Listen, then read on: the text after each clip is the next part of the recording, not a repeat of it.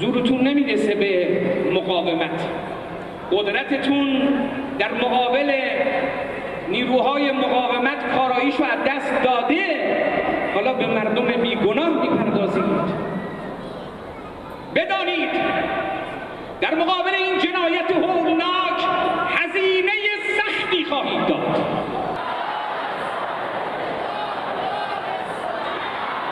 و به رژیم صهیونیستی هشدار میدم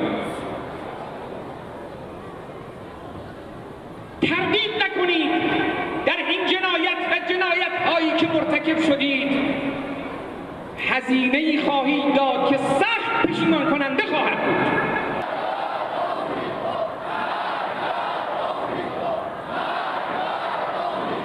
طوفان الاقصی ادامه دارد و پایان طوفان الاقصی